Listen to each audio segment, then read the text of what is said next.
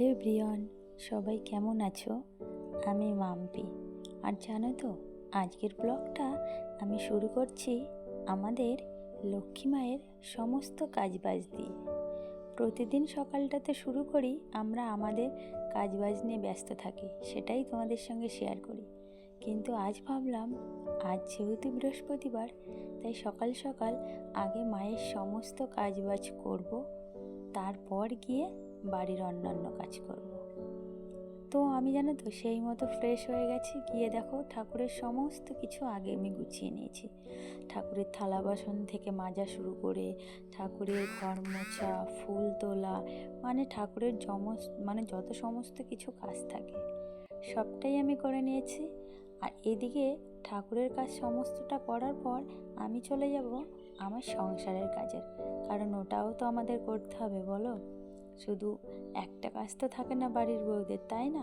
অনেক কাজই থাকে। তো সেই মতো দেখো আমি ঠাকুরের সমস্ত কাজ বাজ এখানে করে নিচ্ছি। আর এদিকে বাজার থেকে নিয়ে এসছে মাছ। যাই হোক, এটা হয়তো রুই মাছ বা কাতলা মাছ বা চারাপোনা এমন কিছু একটা হবে। আমি শিওরভাবে বলতে পারি না যে কোনটা কী মাছ। কী বলো তো, আমার না মাছ চেনার সেই ক্ষমতাটা অতটা এখনও হয়নি। আমি তো আর সেইভাবে বলো বাজার করা বা মাছ কেনা আমি তো আর করি না।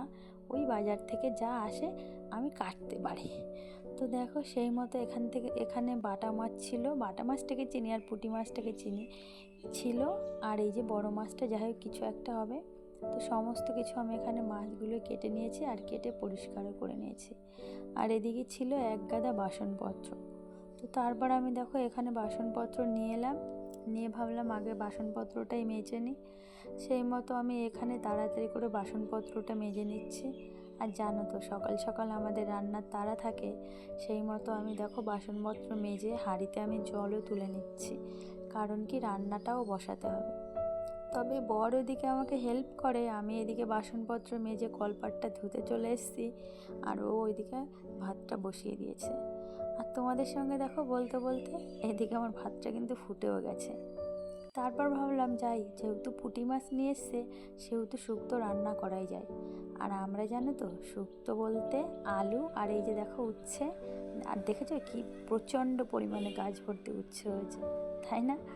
তো ওই উচ্ছেগুলো না আগের দিনই দেখে গেছিলাম, ভেবেছি তোমাদের সঙ্গে শেয়ার করব। ওই জন্য না এই দিনের বেলায় আগের দিন বিকালে তুলতে পারতাম, ভাবলাম না পরে তুলবো, তোমাদের সঙ্গে শেয়ার করব।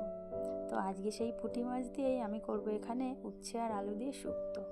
আর এদিকে দেখো তোমাদের বলি না আমাদের চাল কুমড়ো গাছে প্রচুর চাল কুমড়ো এসছে। এখানে দেখো আজকে বেশ কিছু চাল কুমড়ো কেটে নিয়ে যাওয়া হবে বাজারে বিক্রি করতে। আর মেয়ে দেখো ঘরে এসে দেখছি এখনও ঘুমোচ্ছে। আর এই দেখো মেয়ে না কাল রাত্রে ছাতা দিয়ে ঘর বানিয়ে ও তার মধ্যে ঘুমিয়েছে, আর বলেছে মা এই ঘরটাকে কিন্তু ভাঙবে না, আমি কিন্তু আজকে এই ঘরের মধ্যেই ঘুমোবো। তো সেই মতো দেখো মেয়ে এখানে ছাতা দিয়ে ঘর বানিয়েছে। ছোটোবেলায় মানুষের কেনা কি থাকে বলো, আমাদেরও হয়তো ছিল, হয়তো আমাদের বাবা মারা সেইভাবে সবই স্মৃতির পাতায় ধরে রেখেছে, কিন্তু আমাদের দেখার সৌভাগ্য সেইভাবে হয় না। হয়তো আমরা এই যে ভিডিওগুলো করছি, হয়তো আমাদের বাচ্চারা বড় হলে দেখবে কেমন ছিল, কি করতো, তাই না? যাই হোক, ফেসবুক আসার জন্য বা ইউটিউবের জন্য এই সৌভাগ্যটা অনেক মানুষেরই হয়েছে। তো এদিকে দেখো আমি মেয়েকে তুলে দিয়েছি, আর মেয়েকে তুলে দিয়ে ওই যে ওর পেছন পেছন আমাকে ঘুরতে হয়, দেখো ব্রাশ করবেই না কিছুতে। যাই হোক, এদিকে মেয়ে ব্রাশ করে ঘরে এসে গেছে। আর ঘরে আসার সঙ্গে সঙ্গে দেখছো স্কুল ব্যাগটা জানো তো বেশি দিন হয়নি, কিন্তু ব্যাগের চেনটা না কেটে গেছে। তো বাবাকে বলছি তুমি না চেনটাকে একটু ঠিক করে দাও। তো এইদিকে দেখো ও চেনটা ঠিক করে দিচ্ছে। তবে আমরা না ছোটোবেলায় যখনই এরকম চেন কেটে যেত প্রচুর মোম দিয়ে ঠিক করতাম, সেটাই আজকে আবার অ্যাপ্লাই করা হলো। আর এদিকে দেখো আমার ছোটো কাকি শাশুড়ি নিয়ে এসছে এই ঝিঙে তুলে, বলছে বৌমা তুমি কি ঝিঙে নেবে? আমি বলছি হ্যাঁ দাও, বেশি থাকলে দিয়ে যাও। তো আমি এইদিকে কিছু আমাকে কিছু ঝিঙে দিয়ে গেল। আর কাকিমা বেশ কিছু আমি যে উচ্ছেগুলো তুলেছি বললাম তাহলে তুমি উচ্ছেগুলো নিয়ে যাও। আজকে যেহেতু আমাদের রান্না হয়ে গেছে, ওই জন্য আমি ঝিঙেগুলোকে আর কি বলবো আজকে আর রান্না করিনি। ঝিঙেগুলোকে আমি রেখে দিলাম ফ্রিজে। আর এদিকে দেখো মেয়েকে রেডি করিয়ে দিয়েছি, মেয়ে স্কুলের জন্য বেরিয়ে গেছে। তোমাদের তো বলেছি যত সময় মেয়ে থাকে বা ওর বাবা থাকে ঘর গোছানো বা না গোছানোই সমান। তো তারপর দেখো ওরা বেরিয়ে যাওয়ার সঙ্গে সঙ্গে আমি ঘরটাকে আগে ক্লিন করে নিলাম। আর ক্লিন করে নিয়ে এরপর আমি নিচেই চলে গেছি একটু ফ্রেশ হতে। তো আমি এখানে ফ্রেশ হয়ে এসেছি। আর ফ্রেশ হয়ে আজকে জানো তো ফার্স্ট আগে আমি করব পুজো। তো এইদিকে দেখো আমি ফ্রেশও হয়ে গেছি। আর ওই ফ্রেশ হওয়ার পর আমাদের যেটা থাকে সেটা তো একটু করতেই হবে।